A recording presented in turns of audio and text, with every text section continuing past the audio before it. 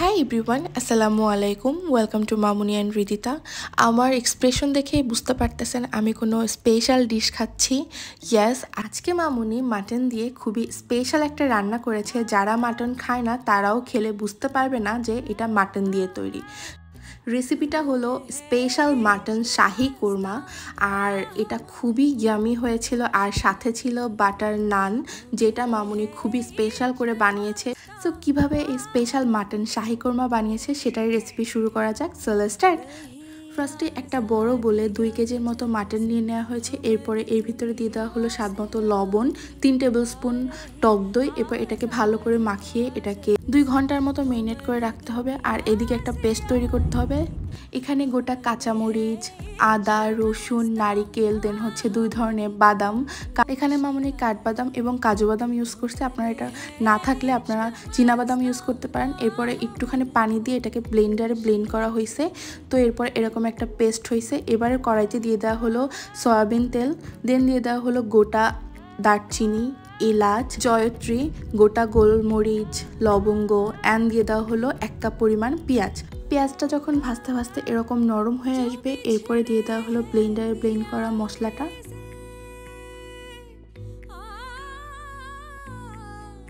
মশলা কষাতে কষাতে যখন তেলটা এরকম উপরে উঠে আসবে তখন বুঝে নিতে হবে মশলাটা কষানো কমপ্লিট। এরপরে দিয়ে দেওয়া হলো মেরিনেট করা মাটন আর মশলা এরকম ভালো করে নেড়েচেড়ে মিক্স করার পরে দিয়ে দেওয়া হলো ধনিয়া গুঁড়া, জিরা গুঁড়া, এরপরে দিয়ে দেওয়া হলো গরম মশলা গুঁড়া মশলাটা দেওয়ার পরে আরও মাটন ভালো করে কষাতে হবে। মনে রাখতে হবে মাটন কিন্তু কষাতে কষাতেই যে বাজে স্মেলটা থাকে ওটা দূর হয়ে যায়।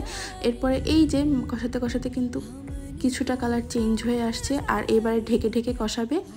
সো এই যে মাটনের গা থেকে কিন্তু অলরেডি পানি ছাড়তেছে, তো এই পানিটাও কষাতে কষাতে শুকিয়ে যাবে আর তেলটা উপরে উঠে আসবে। তখনই বুঝে নিতে হবে যে পারফেক্টভাবে মাটনটা কষাতে হবে। আর অবশ্যই এভাবে ঢেকে ঢেকে কষাতে হবে, তাহলে কিন্তু অর্ধেকটাই সিদ্ধ হয়ে আসবে। তো এই যে অলরেডি কিন্তু অনেকটাই তেল উপরে উঠে আসছে, আর এখানে এরকমভাবেই কিন্তু অল্প অল্প সিদ্ধ হয়ে যায় এভাবে কষাতে কষাতে।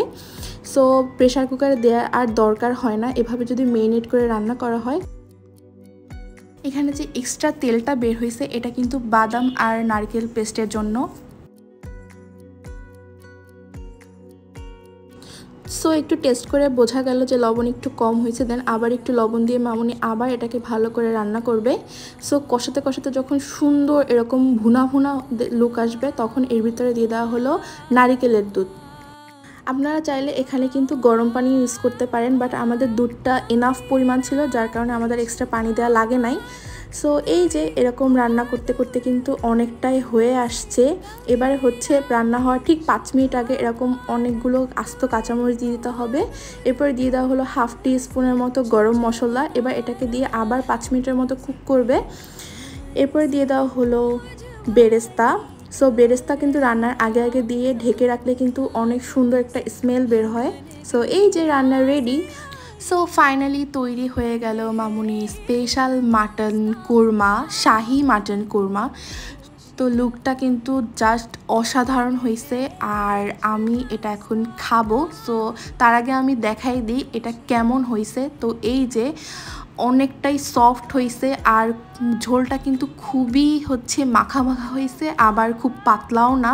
সো এরকমই আসলে কোরমাটা করতে হয় সব সময়। আমি দেখেছি অন্যান্য যে কোরমা কিন্তু মাংস, ডিম, দেন হচ্ছে মাছ দিয়েও করা হয়, এরকম রেসিপিও আমাদের পেজে দেয়া আছে। সো এবার হচ্ছে নান বানানোর পালা। তো মামুনি হচ্ছে স্পেশাল বাটার নান বানাবে। তো ফার্স্টেই হচ্ছে এই যে ময়দাটা ভালো করে ডো করে নিছে, দেন 2 ঘন্টা মেরিনেট করে রাখছে, এরপরে মাখায় রাখছে। এরপরে হচ্ছে এই যে মামুনি রুটি বেলতেছে, এর উপরে হচ্ছে গার্লিক কুচি দিয়ে দিবে।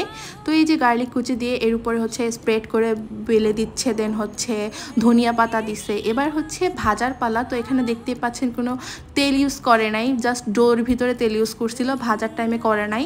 জাস্ট হচ্ছে উল্টানোর পরে যখন লাস্ট ফিনিশিং তখন হচ্ছে মামুনি বাটার এভাবে ব্রাশ করে দিছে। সো এই যে বাটার আর গার্লিকের যে একটা স্মেল আসে, এটা যে কি সুন্দর ভাইরে ভাই, যারা বাটার নান পছন্দ করেন তারাই একমাত্র জানেন।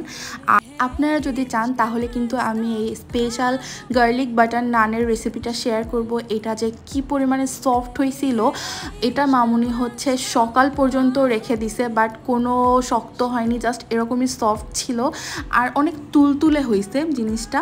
আর এই নান দিয়ে তো এরকম শাহি স্পেশাল মাটন কোরমা তো খাওয়াই যায়। সো এবার হচ্ছে আমি মামুনির কোরমাটাকে ছিঁড়ে দেখাবো এটা যে কত পরিমাণে সফট হয়েছে। সো এই যে আপনারা দেখতেই পাচ্ছেন, এবার হচ্ছে নান দিয়ে খাওয়ার পালা। সো ফার্স্ট বাইট দিব। ফার্স্টে আমি একটু মাংস নিয়ে নিছি অ্যান্ড দেন একটু গ্রেভি নিছি। সো এই যে আমার মুখে এবার বোম হবে। So that's all for today. আল্লাহ হাফেজ, বাই বাই।